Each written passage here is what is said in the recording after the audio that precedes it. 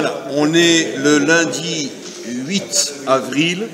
J'avoue que je suis très étonné de voir tellement de monde à la veille de Pessah. Surtout étonné de voir qu'il y a plus de femmes encore que d'hommes.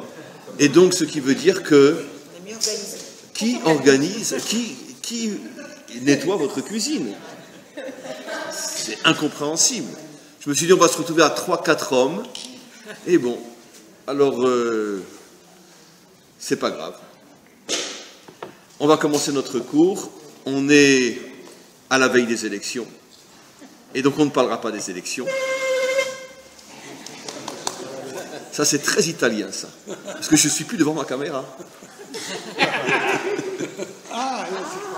Voilà.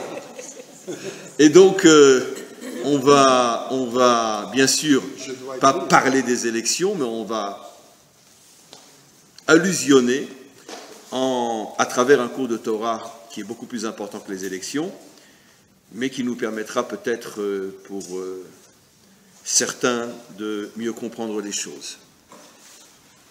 On restera bien sûr dans le vague, sans pointer du doigt qui que ce soit et quelque mouvement que ce soit, parce que ce n'est pas du tout le but. Et on commence. Comme on le sait, on a 3 fêtes qu'on appelle les Shalosh Regalim, les 3 pieds, mot à mot. Pieds aussi dans le sens que ce sont les fêtes qui nous permettent d'avancer. Et c'est aussi une des raisons pour lesquelles on les appelle les pieds, drôle de nom pour appeler une fête, les 3 pieds. Il y a des milliers d'explications. Le pied, c'est ce qui soutient tout le corps, c'est ce qui permet d'avancer. Et grâce à ces 3 fêtes, on avance. Le peuple juif a traversé l'histoire, a avancé dans l'histoire grâce à ces 3 fêtes. Ces 3 fêtes, comme on le sait, sont Pessah, dans quelques jours, Shavuot, le don de la Torah, et Sukkot, au mois de Tishré.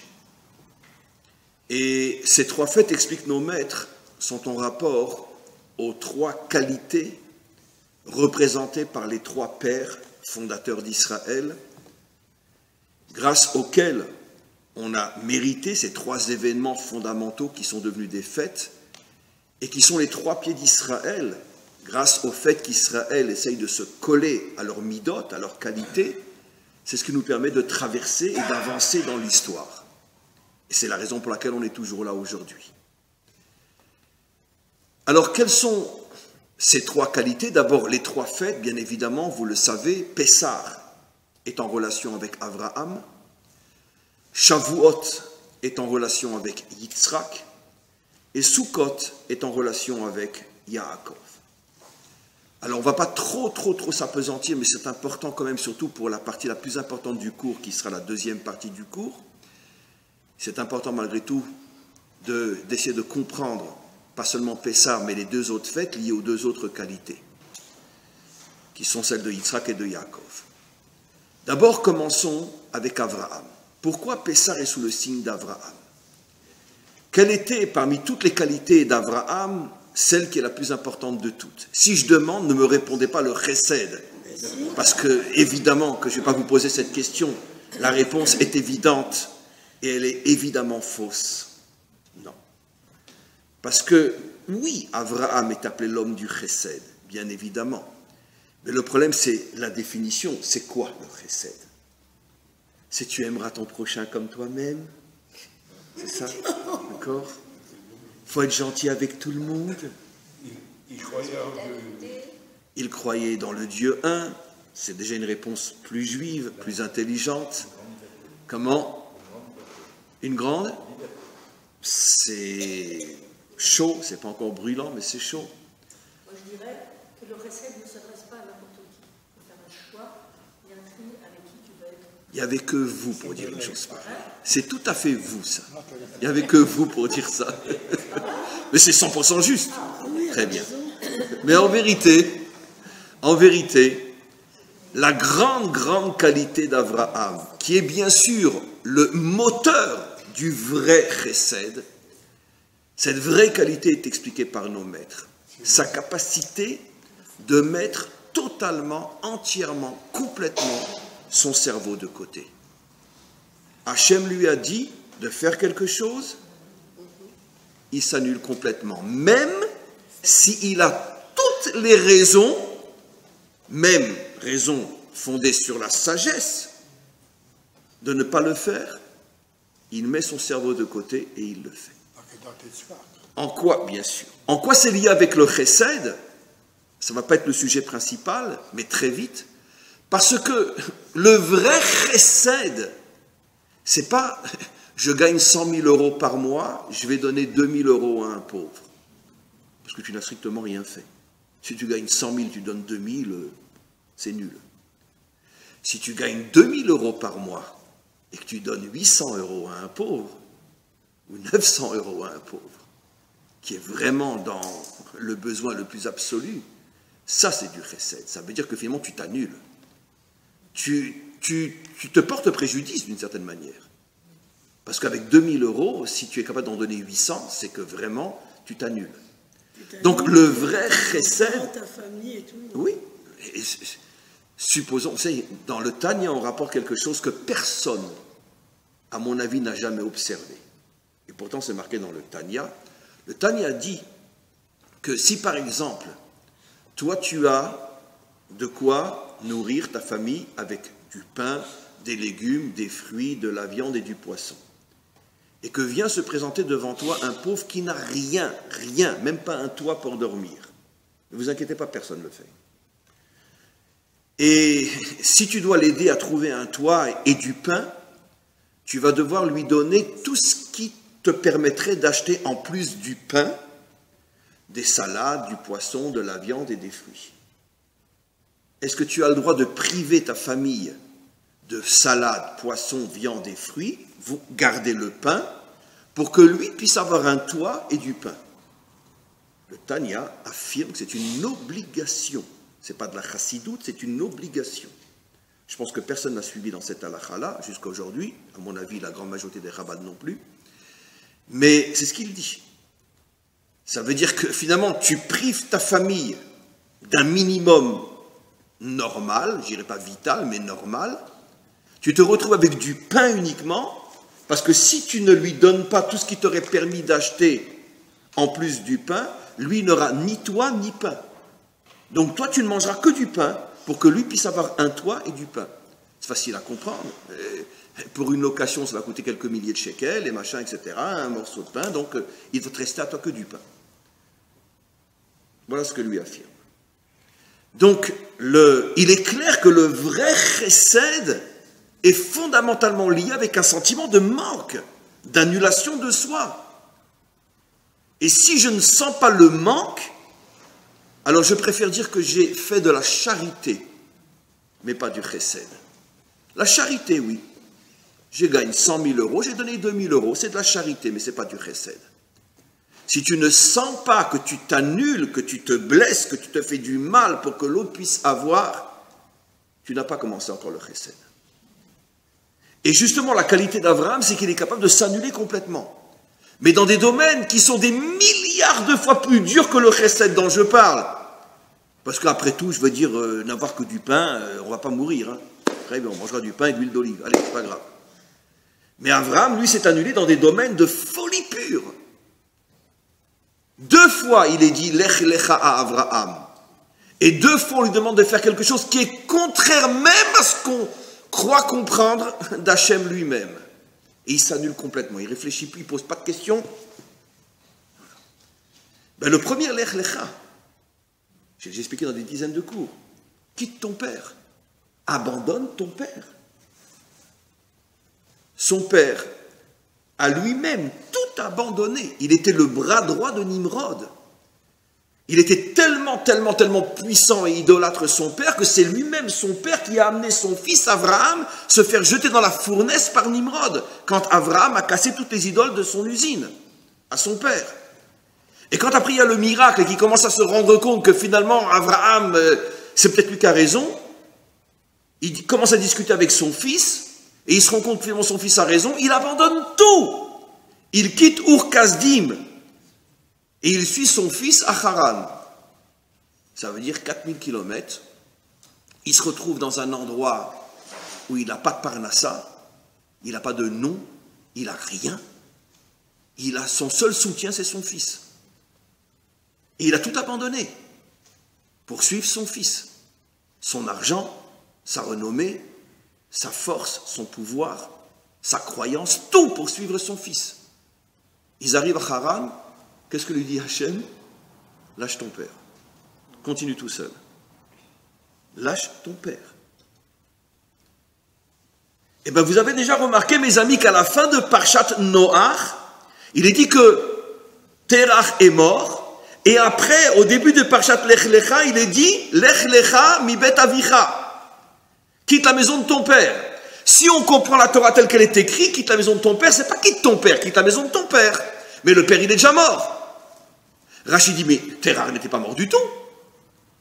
Terach a vécu encore des décennies après que Abraham l'ait quitté. Mais la Torah, c'est ce que dit Rachid, c'est pas de moi, est tellement gênée de dire officiellement que Dieu demande à Abraham d'abandonner son père âgé, seul, dans un pays qui n'est pas le sien, qu'elle a caché ce qu'Abraham a fait et nous fait croire que Terach était déjà mort quand il y a eu Lech Lecha. Vous vous rendez compte, la Torah nous ment. Le bon Dieu est un menteur. Ah, c'est pas moi, c'est Rachid qui le dit. Hein. C'est vrai qu'il est français lui aussi, donc il a du culot. Très bien. Mais oui, Rachid dit que Hachem ment.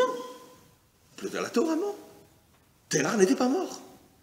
Mais c'est tellement incompréhensible que Dieu dise d'abandonner un père qui a tout sacrifié pour suivre son fils, que la Torah préfère le cacher, nous faire croire qu'il était déjà mort. Donc pour que la Torah ose mentir, vous imaginez à quel point c'était dur pour Abraham.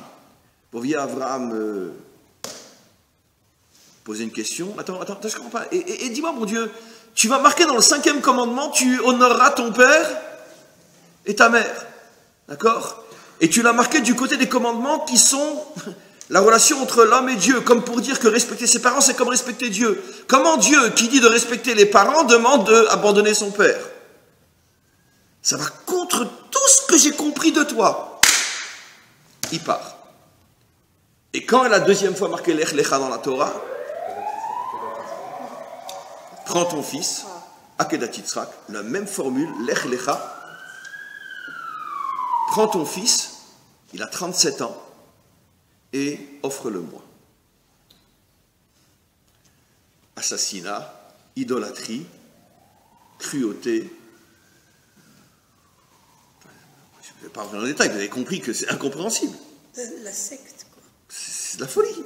Comment Dieu peut me demander de tuer mon fils?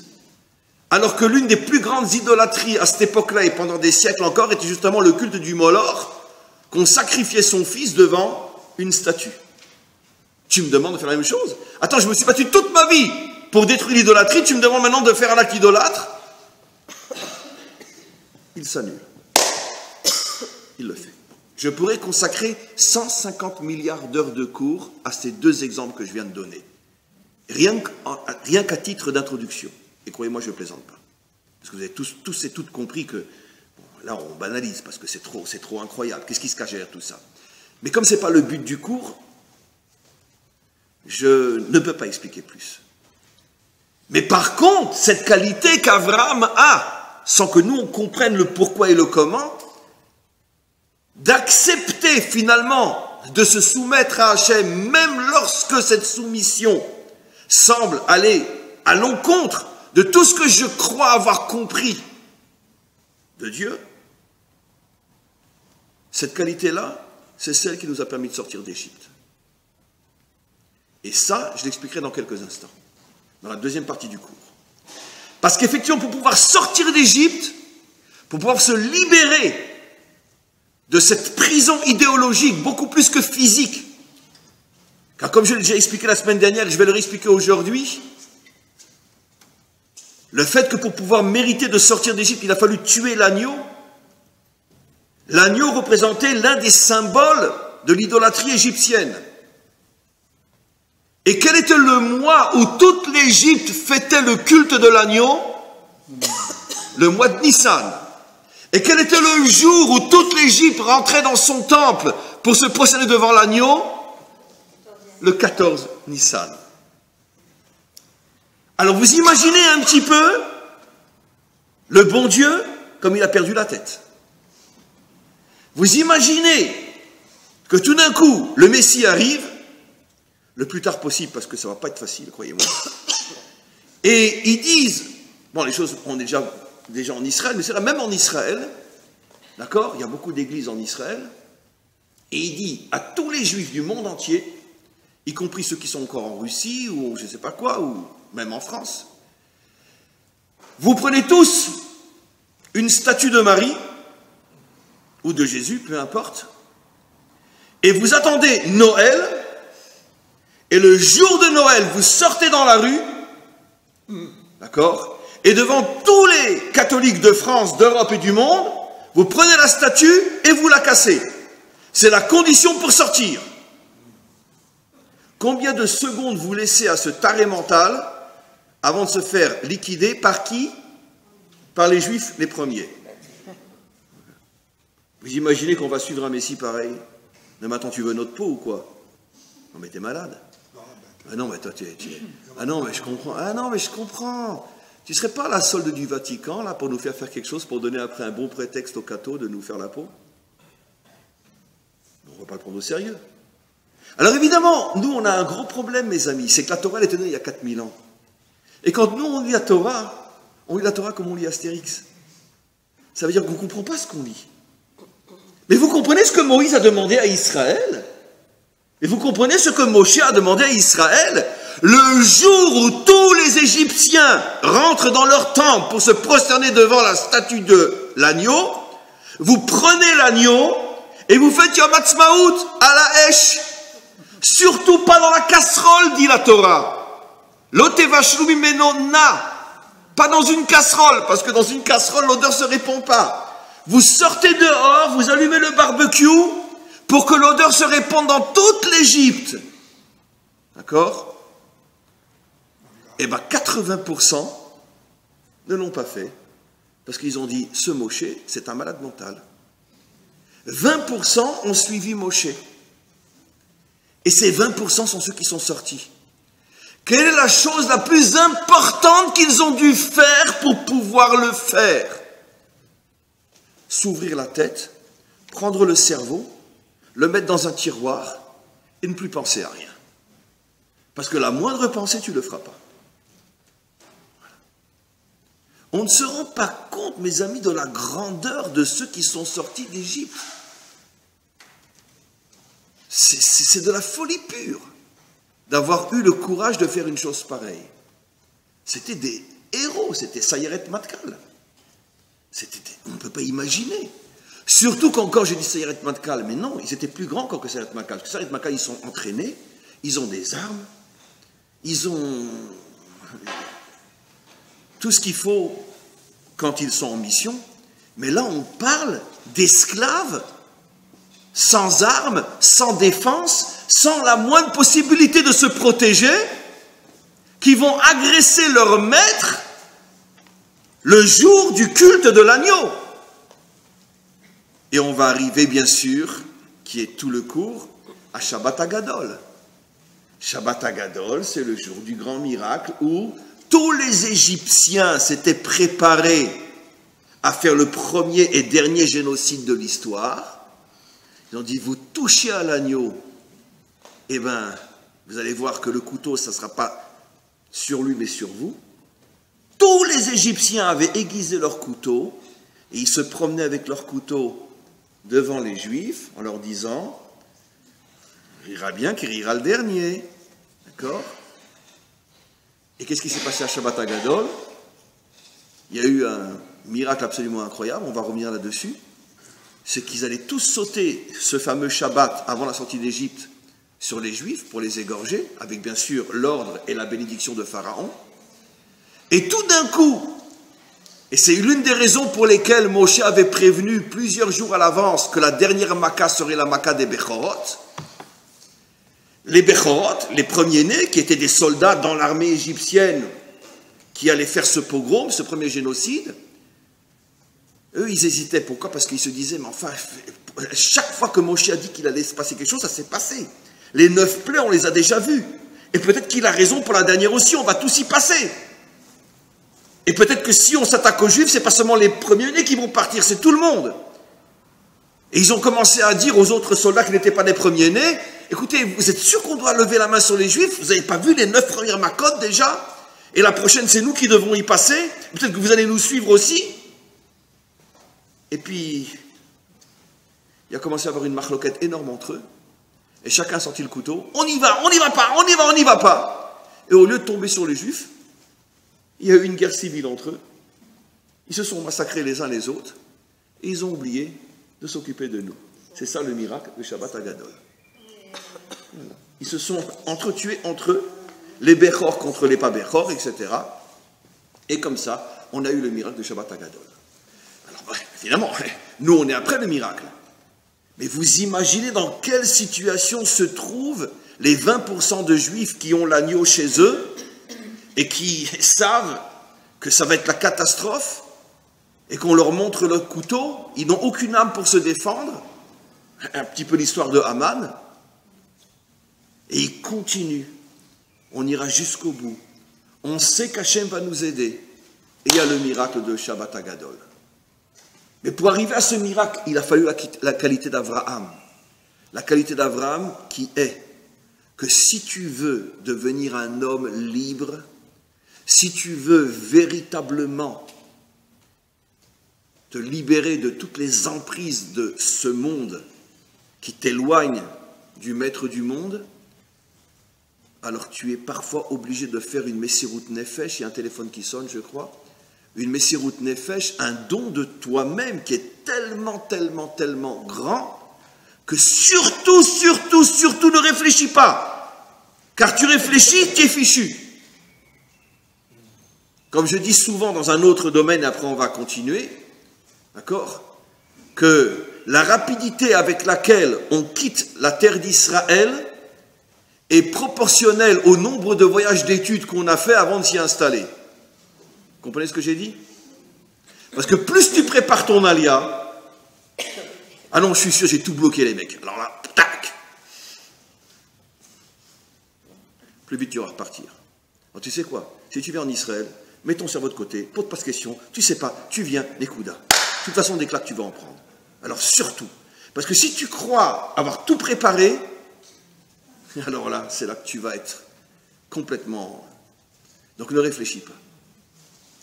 Dans d'autres domaines aussi. Dans le mariage, on réfléchit avant de se marier? Hein? Ça dépend à quel âge. Comment? Ça dépend à quel âge. Ça dépend à quel âge. Non, quand on se marie jeune, c'est sûr qu'on ne réfléchit pas, puisqu'on n'a pas de séchel. Exactement. Très bien. Maintenant, si on se marie plus âgé, on réfléchit? On réfléchit beaucoup. On réfléchit beaucoup. C'est un récit. Je ne suis pas d'accord avec vous. Parce que si on veut que le mariage tienne, il ne faut réfléchir ni avant, ni pendant, ni après. Mais chacun est bien avec soi. C'est la volonté d'Hachem, Nekuda. Hachem est avec Zivugim. Nekuda. Un point, c'est tout. En vérité, je pourrais vous donner d'autres exemples. Tous les domaines de l'existence, qui sont ceux dans lesquels je vais pouvoir me construire, surtout ne réfléchis pas. Monter en Israël, se marier, etc. Parce que si tu commences à réfléchir, ah oui, est-ce que j'ai fait le bon choix, est-ce que c'est le bon moment, est-ce que je vais trouver une parnassa, est-ce que c'est la bonne femme, le bon mari, le ci, le ça, oh là là là. Arrête. Tu veux te construire? Tu veux te libérer? Alors, réfléchis pas. C'est pour ça que Pessah est sous le signe d'Abraham. Voilà. Yitzhak, je vais maintenant très très vite parce que je veux arriver à la deuxième partie du cours. Yitzhak, le don de la Torah. Pourquoi? Parce que Yitzhak, c'est toujours la même chose. Lui, c'est celui qui se sacrifie. Mais pas au niveau de ses pensées, au niveau de son corps. L'idée, je vais être très très rapide, mais l'idée, elle est très juste. C'est plus une idée pour les hommes que pour les femmes. Le problème, c'est que c'est très très dur de consacrer sa vie à l'étude réelle et à la pratique de la Torah. Pourquoi? Parce que la parnassa nous bouffe. La parnassa nous bouffe. Et on doit travailler, on a une famille, on a des enfants, on a des obligations, etc. Quand c'est que j'étudie? Quand c'est que j'étudie? Normalement, chaque juif devrait être un vrai Talmid Chacham. Après, il y a des niveaux dans le Talmid Chacham. On devrait tous être des Talmidei Chachamim. On devrait tous être des gens qui consacrent au moins 2, 3, 4, 5 heures par jour à étudier. Combien de juifs il y a sur terre qui consacrent 3, 4, 5, 6 heures par jour à étudier? Je n'ai pas dit toute la journée, je n'ai pas parlé de Kolelman. Mais une bonne partie de sa vie à étudier. Combien il y en a comme ça? Quelques milliers, pas plus. Pourquoi? Parce que je ne peux pas. Je ne peux pas. Qu'est-ce que nous apprend Yitzhak? C'est ce qu'il nous apprend que si tu veux recevoir la Torah, tu dois sacrifier ta matérialité. Mais je n'ai pas fini. C'est ça le sacrifice du corps. Tu dois sacrifier ta matérialité. Maintenant, d'un autre côté, lequel des trois pères est devenu le plus riche? Yitzhak.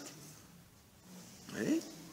Yitzhak, en pleine période de famine, il avait un champ, il a planté des graines et il a fait une récolte qui était 100 fois plus importante, dit Rashi, que les meilleures récoltes pendant les périodes d'abondance.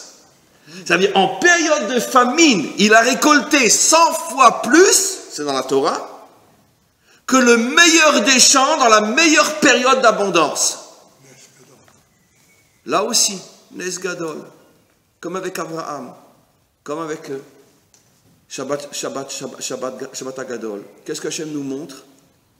Si quelqu'un est prêt, il cherche du travail, vous devez être là à 7h du matin, monsieur, sinon, vous êtes là à 8h du matin, monsieur, sinon, non, je peux pas, moi je peux arriver qu'à 11h. Ah, pourquoi vous pouvez arriver qu'à 11h? Parce que moi je suis désolé, moi de 7 à 11, j'étudie. Ben, allez vous faire foutre, monsieur, chez moi vous ne travaillerez pas. Mais non, parce que chez nous, le travail commence à 8h. D'accord? Non, non, moi je peux travailler qu'à 11h. Eh bien, donc tu sacrifies ton corps, apparemment. Qu'est-ce qui va se passer finalement si tu tiens bon? Hachem va te faire un nes, d'accord? Qu'avec le peu d'heures qui te reste, tu vas planter des graines et tu vas gagner 100 fois plus. Et ça, je peux vous le dire, qu'à nos âges, on l'a vu des dizaines de fois. Si j'avais 20 ans, je ne me permettrais pas de parler comme ça, parce que de quoi tu parles? Tu connais la vie, toi? À mon âge, j'en ai vu des centaines de cas comme ça. De gens qui ont tenu bon, qui ont dit, moi, je dois nourrir mon corps, mais je dois nourrir aussi mon âme. La parnassa, c'est pas seulement la parnassa du corps, mais c'est la parnassa de l'âme. Mon travail d'ingénieur nourrit mon corps, mais mon étude de la Torah nourrit mon âme. Si je consacre 5 heures à mon travail d'ingénieur, je consacrerai 5 heures à mon travail de juif. Personne ne trouve facilement du travail dans ces conditions-là. Mais si tu arrives à te retrouver presque sous le couteau, dis ça y est, je vais mourir, et tout d'un coup il y a le nes, et avec les 5 heures qui te restent, tu vas gagner 100 fois plus que celui qui travaille 8 heures par jour. Mais ça, il faut y croire. C'est ça la condition pour recevoir la Torah. Yaakov, et j'ai fini l'introduction, Yaakov, lui, c'est bien sûr l'homme de la Emouna. Et grâce à ça, il mérite la protection qui sont les fameux ananim, symbolisés par la soukha. Un homme veut être protégé toute sa vie. Le peuple juif a été protégé de la disparition toute sa vie. Parce que c'est vrai, les Romains n'ont jamais été à Auschwitz, mais où sont les Romains aujourd'hui? Où sont? D'accord? Dans des ruines où passent des petits lézards. C'est bien. Les Grecs n'ont pas été à Treblinka, mais où sont les Grecs aujourd'hui? D'accord? Il faut l'aumône pour qu'on leur donne de quoi manger, parce que sinon... Voilà. Donc, où sont les Égyptiens aujourd'hui? Où sont les Perses aujourd'hui? Où seront les Européens demain? Donc, il n'y a pas de surprise. Un peuple qui a la Emouna, il traverse l'histoire. Ça, c'est la mida de Yaakov. Pourquoi Yaakov? Quel est lequel des trois pères qui a le plus souffert toute sa vie? Quel est lequel des trois pères qui a subi des épreuves les plus terribles des trois? Yaakov. Déjà dans le ventre de sa mère, il se bat avec son frère. Après, il sort. Son frère n'arrête pas de lui faire des malheurs. Au point qu'il est obligé de quitter sa famille très jeune parce que son frère veut le tuer quand l'histoire des bénédictions. Et puis après, l'histoire avec la femme pour laquelle il a travaillé pendant 7 ans, il se retrouve avec une autre. C'est une épreuve terrible. Après, la femme qu'il pense être sa femme, qui n'a pas d'enfant. Et l'autre, oui. Après, le viol de Dina. Enfin, pour un homme comme son père, un homme comme Yaakov, que sa fille se fasse violer, c'est pas une petite chose pour n'importe quel papa. Mais alors, pour un homme comme Yaakov, c'est pas une petite chose. Et puis après, il enterre ses 2 femmes, jeunes.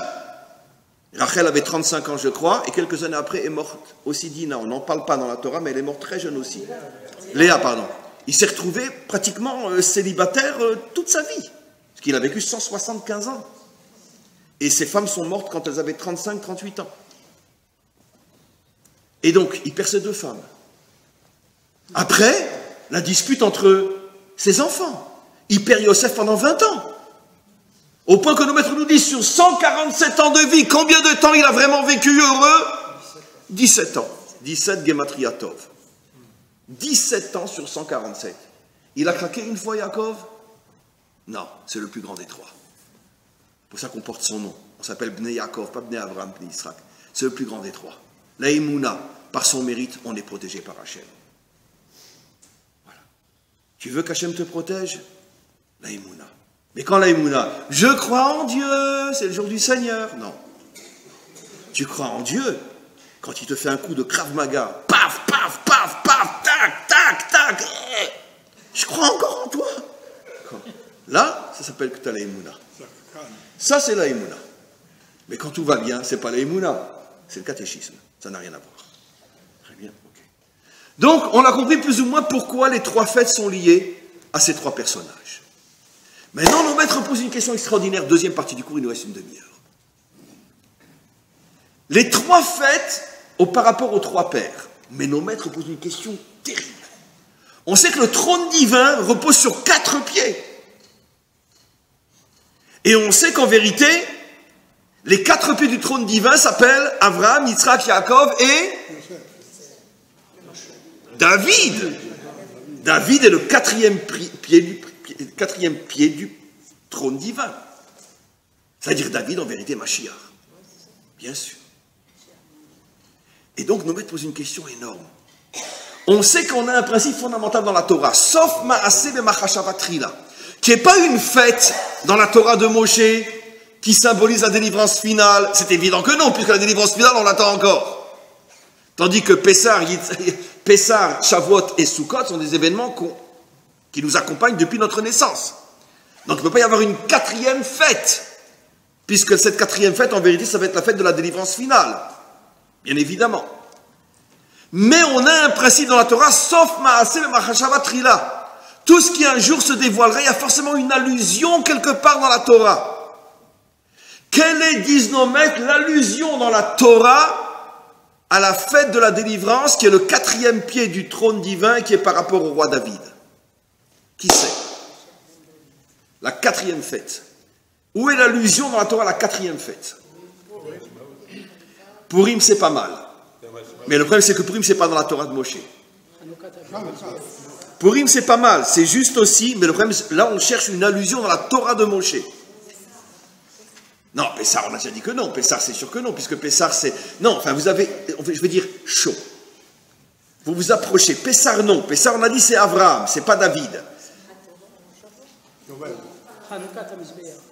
Il y a pas mal de choses qui sont plus ou moins justes. Mais le vrai Makor, vous n'allez pas le deviner.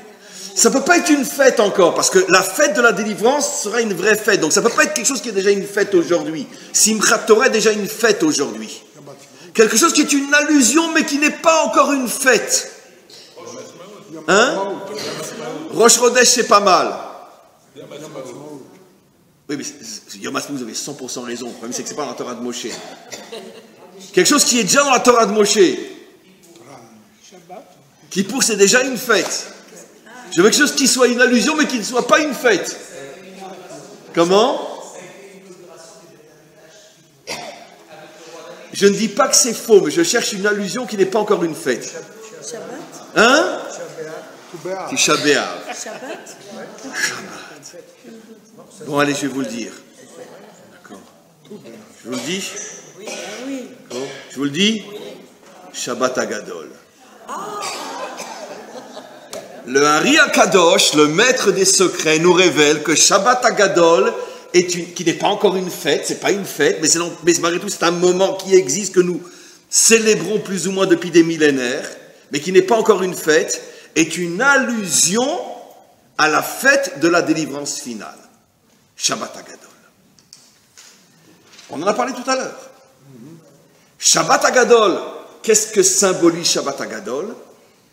Que pour mériter de sortir d'Égypte, le Ham Israël a accepté de se mettre dans une situation qui est contraire au bon sens, à la logique, à tout ce que l'homme peut produire comme réflexion, d'accord? De provoquer, alors que tu n'es qu'un esclave, tu provoques tes maîtres et tu n'as pas de quoi te défendre, et qu'est-ce que tu attends à quoi? Qu'ils vont t'offrir des fleurs? D'accord? Qualité d'Abraham, comment expliquer?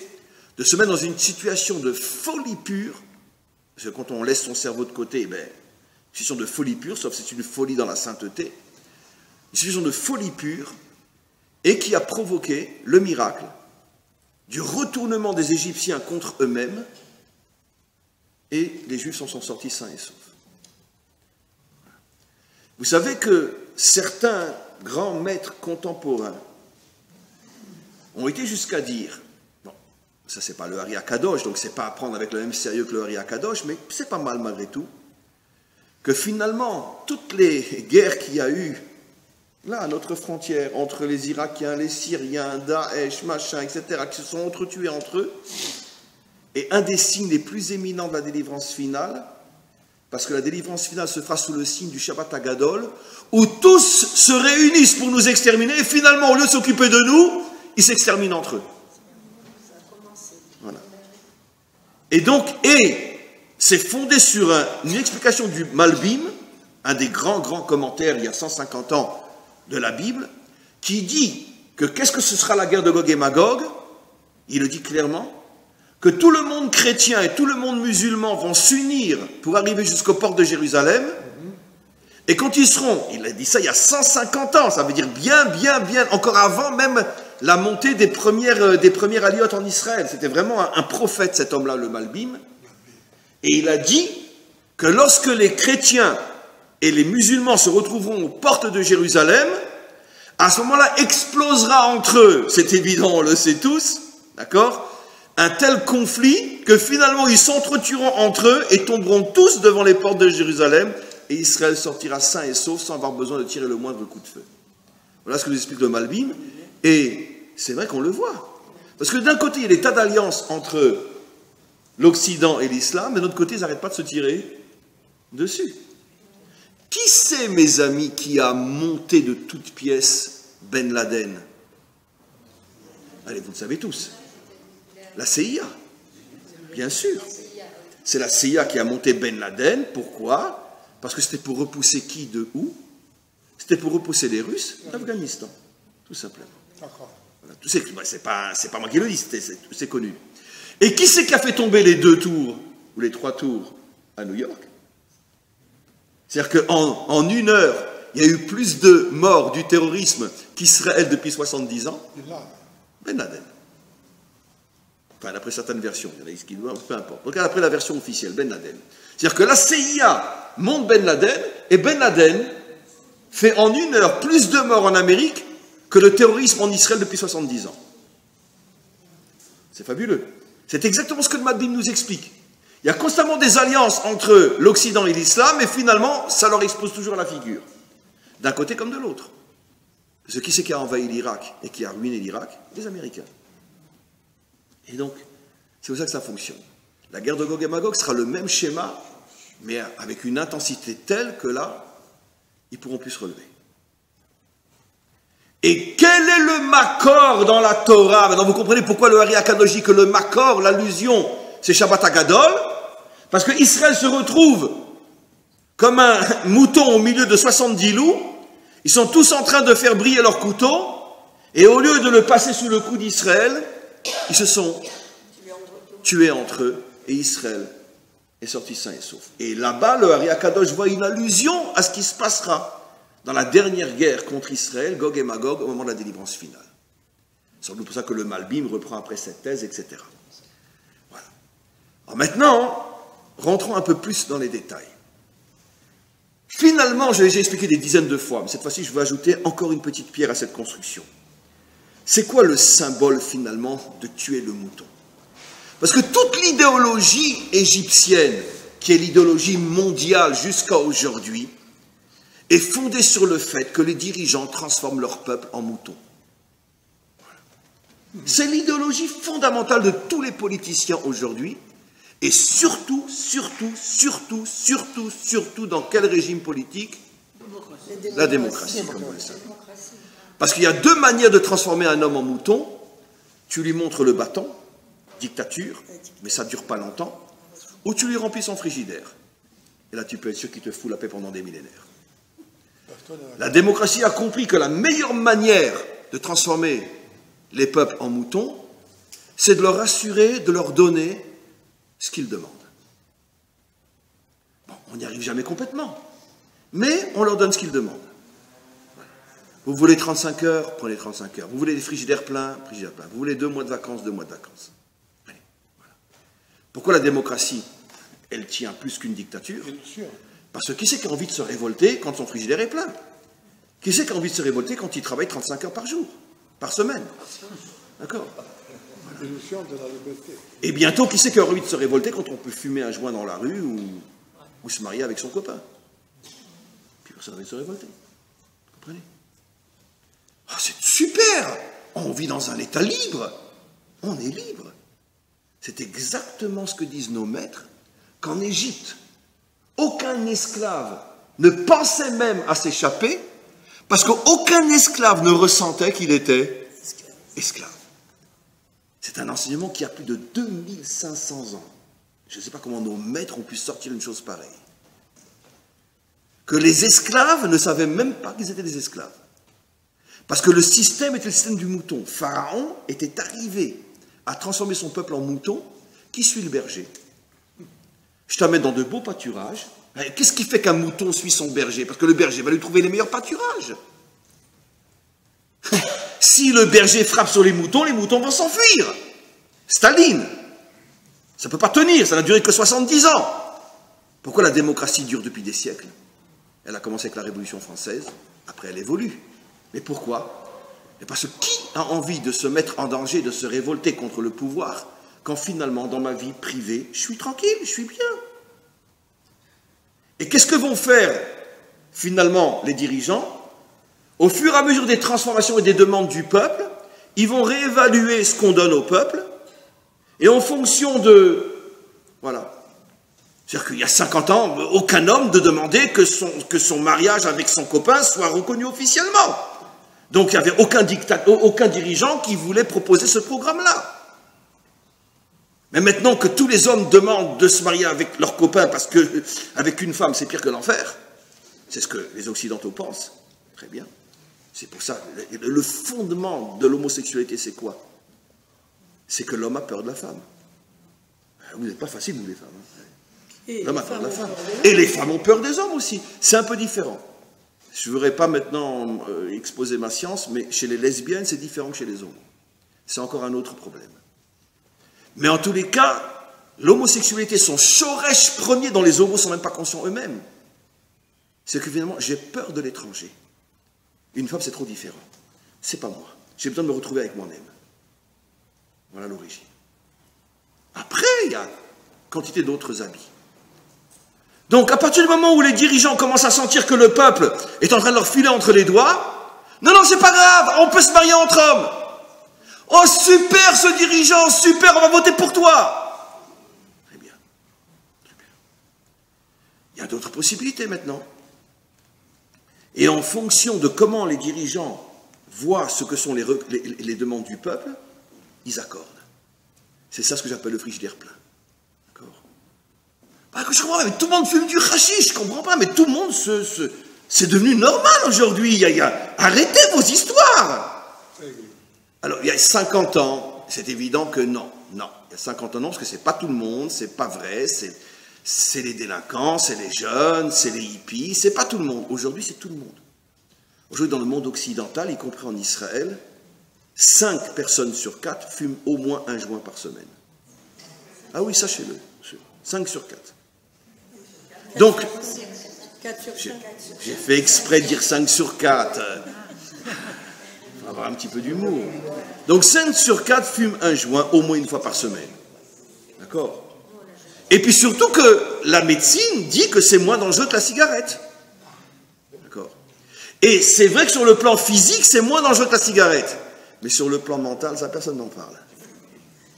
Parce que la drogue la plus dangereuse, plus encore que l'héroïne et la cocaïne, sur le plan mental, c'est d'Afka les joints.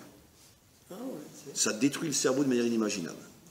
Pas dans le sens physique et neurologique, dans le sens que le bonhomme... Mais comme les dirigeants ont besoin d'un peuple mouton, et qui comprennent que de toute façon aujourd'hui, c'est plus possible de dire que c'est interdit, parce que de toute façon tout le monde fume, on va légaliser. Et comme ça, quand le frigidaire est plein, ben... voilà. Ça, c'est la force des dirigeants. On peut donner d'autres exemples aussi. Qu'est-ce qu'on a fait en Occident partout? Les jeunes voulaient aller à l'armée, ils voulaient s'enrôler, les jeunes. Vous voulez un jeune Français de 18 ans qui veut aller à l'armée? Non, mais ça va pas, non. Moi, j'ai ma copine, mes vacances, mon truc, mon petit joint. Bon, comme la France n'est pas en danger de disparaître, donc, armée de métier. Très bien. Je ne vais pas le dire fort, je ne vais pas l'enregistrer. Mais sachez qu'au niveau de la jeunesse israélienne, toutes tendances confondues, aujourd'hui, la majorité des jeunes de 18 ans, si tu leur demandais, t'as vraiment envie de t'enrôler? Qu'est-ce que va dire la majorité? Pas du tout. Mais qui c'est qui a envie de s'enrôler? C'est fini tout ça. C'est lié au fait qu'il n'y a pas d'éducation dans les écoles, qu'on a perdu notre raison d'être juif, etc. Et puis, un jeune de 18 ans, il a d'autres problèmes que de s'enrôler. D'accord? Alors, si ça devient une demande maintenant qui devient la demande du peuple, qu'est-ce que va faire le dirigeant qui veut continuer à régner sur des moutons? Vous savez quoi? Finalement, on va y penser. Peut-être une armée de métier, peut-être ça serait très bien.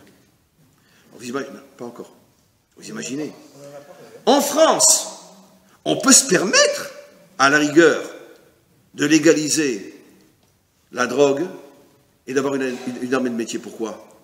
Parce qu'en France, même si 99% de la jeunesse aura des pâquerettes, de toute façon, la France n'est pas en danger de disparition. Mais si on arrive en Israël à enlever l'armée obligatoire et à autoriser le joint partout, notre jeunesse va devenir une jeunesse occidentale et c'est la fin de l'État d'Israël. La fin de l'État d'Israël.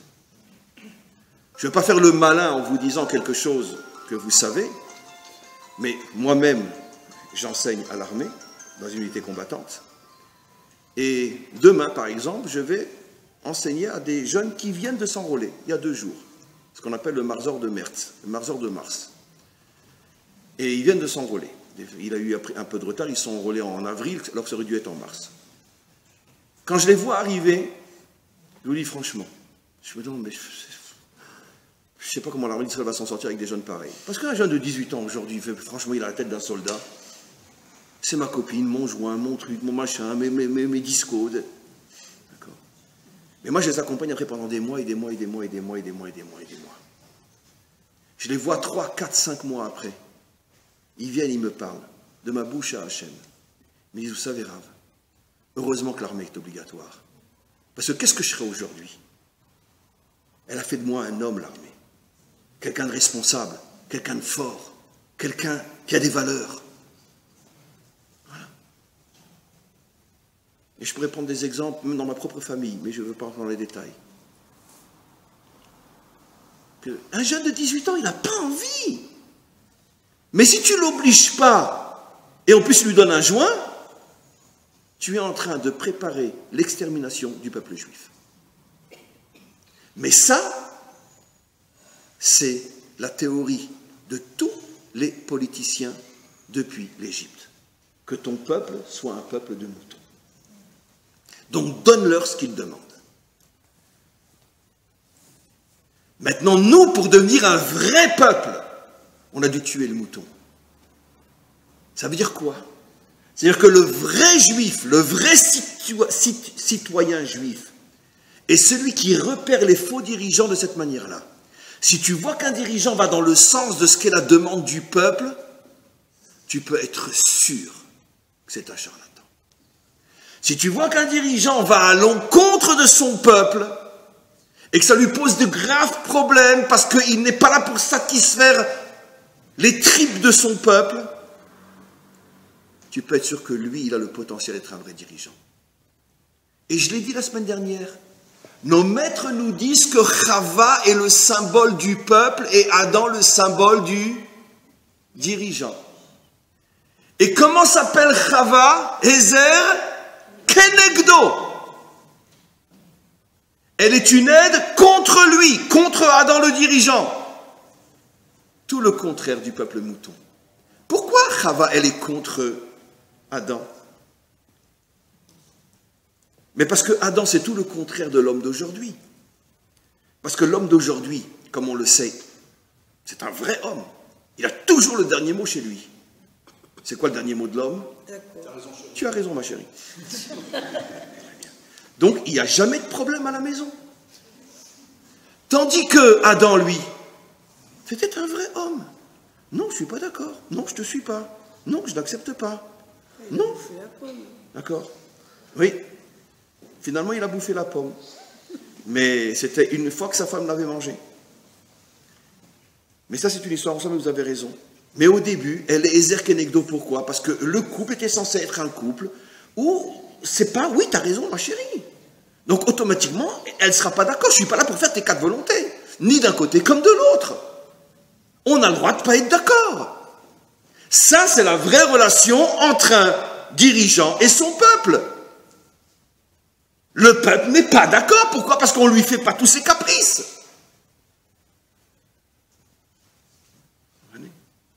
En vérité, je vais aller un petit peu plus loin. Oui, excusez-moi, oui. Non, mais sans citer quoi que ce soit. On reste dans le vague absolu.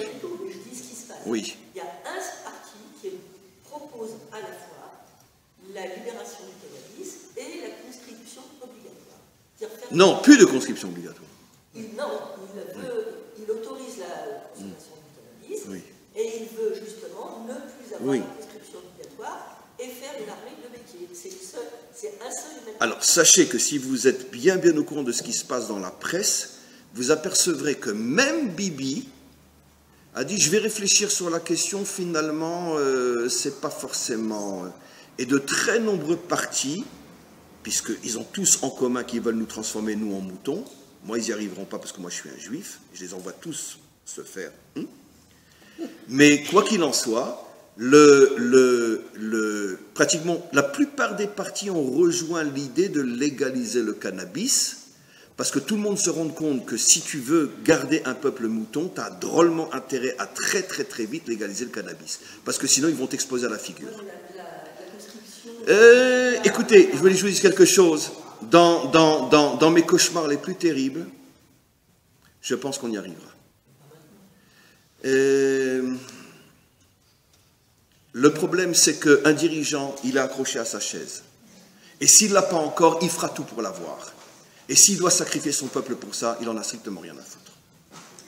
Parce que l'idéologie du mouton est celle qui accompagne tous les dirigeants du monde entier, sans exception, jusqu'à aujourd'hui. De l'extrême gauche à l'extrême droite, en passant par toutes les facettes de l'extrême gauche à l'extrême droite.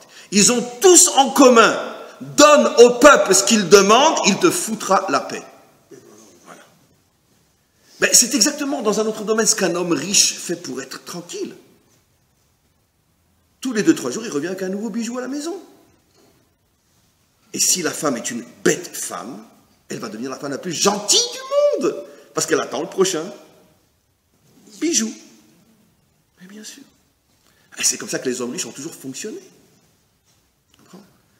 Couvre-la de bijoux, elle te foutra la paix. Voilà. C'est comme ça. Vous savez ce que nos maîtres nous disent dans le Talmud? Que 99,9% des histoires de Shlom Bayit à la maison, c'est parce que le mari ne gagne pas suffisamment d'argent. Qu'est-ce qu'ils veulent nous dire par là? Quoi, la femme elle est à ce point matérialiste? Mais non, c'est pas ça ce qu'ils veulent nous dire. C'est qu'ils veulent nous dire que tant que tu me donnes tout ce dont j'ai besoin, je te fous la paix. C'est pas forcément que je t'aime, mais je te fous la paix. C'est ce que je dis toujours, la différence entre vivre l'un à côté de l'autre ou vivre l'un avec l'autre. Une femme dont le mari lui donne tout, eh bien, elle va vivre à côté de son mari et elle lui foutra la paix. Mais elle ne vivra pas avec son mari. C'est le choix qu'ont fait tous les dirigeants depuis l'Égypte. Vis à côté de ton peuple, mais ne vis pas à côté de ton peuple. Tu veux qu'il te foute la paix? Remplis son frigidaire. Dans chaque génération, intéresse-toi à ses demandes et fais en sorte de lui combler. Mais en vérité, mes amis, je voudrais terminer sur la chose suivante. Dans toute l'idéologie politique mondiale, et surtout israélienne, il y a deux anti-tuer le tzon, tuer l'agneau. Et j'explique. En vérité, l'agneau représente la soumission. Et en vérité, dans la politique israélienne, on retrouve l'idéologie du mouton de deux manières. Face à la demande extérieure, celle des nations vis-à-vis d'Israël, et face à la demande intérieure, celle du peuple vis-à-vis de ses dirigeants. Et dans les deux cas, c'est quoi l'idéologie de la soumission? C'est que finalement, pour avoir la paix, on accepte la demande extérieure, ou pour avoir la tranquillité, on accepte la demande intérieure. Ces deux idéologies, on les connaît en Israël, celles qui sont prêtes à donner la Judée à la Samarie, celles qui sont prêtes à partager Jérusalem, celles qui sont prêtes à constamment faire plaisir aux nations pour qu'ils nous foutent la paix. Maintenant, tout le monde sait que plus on leur donne et plus ils demandent. Et plus on leur donne, plus ils deviennent féroces et voraces. Mais c'est comme ça que ça fonctionne. Et donc ça, c'est l'idéologie du mouton face à l'ennemi extérieur. On sait très bien qui sont ces gens-là, qui sont prêts à renoncer finalement à leur identité, à leur terre, pour pouvoir, soi-disant, avoir la paix avec la demande extérieure. Donc on leur remplit leur frigidaire, on vous a donné le Gush Katif, on est prêt à vous donner la Judée et la Samarie. D'accord? Le Golan, pour 2 ou 3 trucs qu'il y a là-bas, on va vous donner le Golan aussi, pourquoi pas? Très bien. Et puis après Jérusalem, prenez, de toute façon il y a que des religieux à Jérusalem. Bon, vous nous laissez Tel Aviv quand même. Hein. Très bien. Voilà, c'est comme ça que ça fonctionne. Il y a une autre idéologie qui, elle, ne s'intéresse pas à l'ennemi extérieur, parce qu'elle est beaucoup plus intelligente, cette idéologie-là. Elle comprend que finalement l'ennemi extérieur, ce n'est pas le vrai problème, c'est l'ennemi intérieur, c'est-à-dire la demande du peuple. Va dans le sens du peuple, fais-lui plaisir, et tu verras, ils seront tous derrière toi. Et ça, c'est l'idéologie dont on a parlé. En vérité, ces deux idéologies sont l'anti-Shabbat Agadol. Les deux sont très fortes et elles drainent derrière elles une partie considérable du peuple. Puisque le peuple est d'accord avec ceux qui disent on va rendre la Judée Samarie, parce que peut-être que comme ça, qu'à Dieu ne plaise, on n'enterrera peut-être plus nos enfants. Je comprends que les parents n'ont pas envie d'enterrer leurs enfants. Et qu'est-ce qu'ils en ont à foutre de la Judée à Samarie? Mon fils, il vaut mieux que la Judée à Samarie. Je le comprends. Donc si quelqu'un me promet que si je rends la Judée à Samarie, ben, j'enterrerai pas mon fils, mais donner la Judée à Samarie, j'en ai rien à foutre. Mais ça, c'est l'idéologie du mouton. Vous comprenez?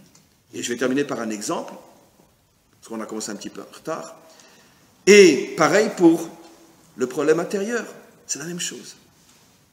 Maintenant, quel est le symbole, le quatrième pied, le vrai juif, celui qu'on attend, qui ne cherche pas à avoir les voix, qui ne cherche pas à être élu, qui ne cherche pas à être reconnu, parce qu'il est celui qui cherche la vérité, même s'il a tout le monde contre lui. Et je ne vous ferai pas plaisir. Non, on se marie entre un homme et une femme, Nekuda. Attention, je peux très bien tolérer que 2 hommes vivent ensemble. Mais comme j'explique tout le temps, il ne faut pas confondre tolérer et légaliser. C'est pas pareil. Je vais vous dire un secret. J'ai beaucoup d'élèves qui sont homos. Et je les aime comme moi-même. J'ai beaucoup d'élèves qui se droguent. Et je les aime comme moi-même. Jamais j'oserais leur dire, t'es un homo, tu viens pas assister à mes cours. Mais pourquoi? C'est un homme, c'est un juif, c'est un humain. Mais je ne vais pas non plus t'appeler, tu sais, il n'y a rien, il n'y a aucun problème. Hein, moi j'ai une femme, toi t'as un copain, on est les mêmes. Hein. Non. Il sait ce que je pense, mais il sait que je l'aime. La tolérance n'a rien à voir avec la loi. Je vais vous raconter une histoire avec encore quelques minutes. Il y a eu très très longtemps, et c'est une histoire authentique, il me semble que c'était le Rav Citruc quand il était encore un jeune rabbin, il y a plus de 40-50 ans, une discussion entre lui et les premiers rabbins réformés en France. Et le rabbin réformé dit à ce Rav, je pense que c'était le Rav Citruc, mais bon, on va dire Rav parce que je ne suis pas sûr, il vient et lui dit, vous savez, vous êtes des sales hypocrites, vous les rabbins du consistoire, parce que de toute façon, le Shabbat, tous vos fidèles, ils viennent en voiture comme chez nous. Sauf que chez nous, ils se garent devant la synagogue parce qu'ils ne sont pas hypocrites. Et chez vous, ils se garent à 2 rues à côté de la synagogue. Mais il lui dit, le réformé au rabbin consistorial, t'en connais un qui vient à pied? Le rabbin lui dit, tu as raison. Mais il y a une différence. Nous, on les laisse venir en voiture, c'est vrai. On les fait monter à la Torah, c'est vrai.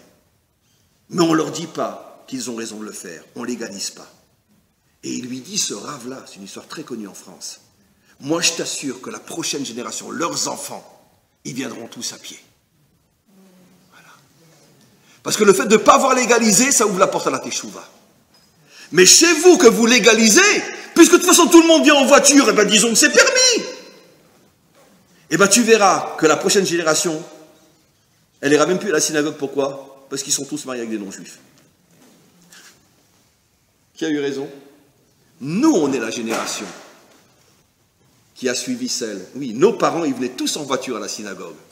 Mais nous, la génération, leurs enfants, on a tous fait teshuva. Tous. Tous. On compte sur les doigts de la main aujourd'hui un juif qui va en voiture à la synagogue. On vient tous à pied. Pourquoi? Parce que même quand on venait en voiture, on savait que bon, c'est mon choix, mais c'est pas légal. Et c'est ce qui vous apporte à la teshuva. Dans tous les domaines, c'est pareil.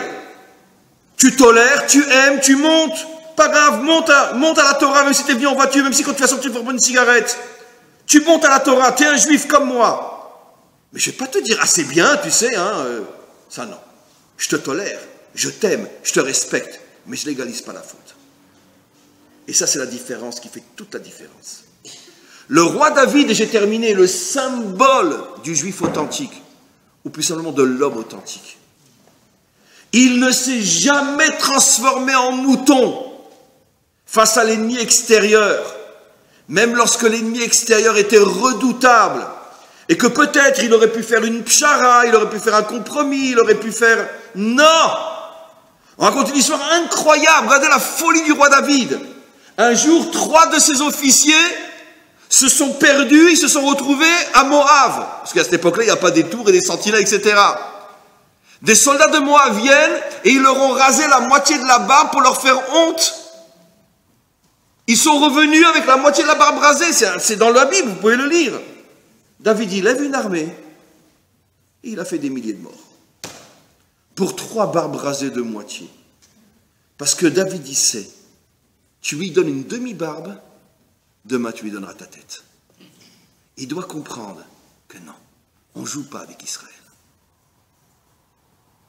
Vis-à-vis de l'ennemi intérieur, il a eu 2 révoltes contre lui de ses propres fils.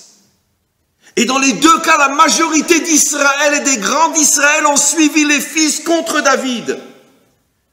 Qu'est-ce que normalement un père fait quand ses propres fils, qui de toute façon sont destinés à régner après lui, mais c'était pas Shlomo, et qu'il voit que le peuple de toute façon est d'accord, c'est pas un étranger, c'est les fils du roi David. Qu'est-ce qu'un père normal, occidental ou israélien ferait? Bon allez, ça va, c'est ce que le peuple veut, c'est mon fils, bon c'est pas Shlomo, c'est pas grave, mais c'est mon fils, et c'est ce que le peuple veut, allez qu'il soit roi. Adoniaou et Avshalom, dans les 2 cas, qu'est-ce qu'a fait David? David dit non, je m'en fous de ce que veut le peuple, c'est pas mon problème, moi je sais que le Hémet est, c'est que Shlomo doit être roi, ni Adoniaou ni Avshalom, vous n'êtes pas content de vous faire voir, c'est pas grave, mais moi je légalise pas ce qui n'est pas légalisable. Ah, il a détesté ses enfants à cause de ça? Non, il a continué à les aimer. Quand Avshalom est mort, il a pleuré pendant des jours et des jours et des jours jusqu'à ce qu'il arrive à remonter son âme de l'enfer, disent nos maîtres, et la mettre au Gan Eden. Alors qu'Avshalom voulait le tuer. Non, je t'aime. mais je ne légalise pas. Tu as voulu me tuer, mon propre fils, je continue à t'aimer, parce que je suis ton père. Mais je ne légalise pas, c'est pas toi le roi, c'est Shlomo. Voilà ce que c'est le roi David. Un dirigeant n'est pas là pour faire les caprices de son peuple. Pourquoi? Parce que s'il aime son peuple, il ne fait pas ses caprices parce qu'il veut que son peuple soit un peuple d'hommes, de mensch, de gever. D'accord? J'ai besoin de fumer un joint. Je m'en fous, va le fumer chez toi. Mais demande pas à la loi qu'elle te protège. Fume chez toi ton joint, d'accord. Mais sois un mec, sois un gever. Je ne veux pas faire de toi un mouton, parce que moi je t'aime. Et je ne veux pas faire de toi un mouton. Ah, c'est permis, hein, on peut fumer des joints maintenant. Non, c'est pas comme ça que ça fonctionne. Voilà ce que c'est un vrai dirigeant. Bon, qu'on fasse tous le bon choix demain, Bezrat Hashem, Amen, Vechen Yiratzon.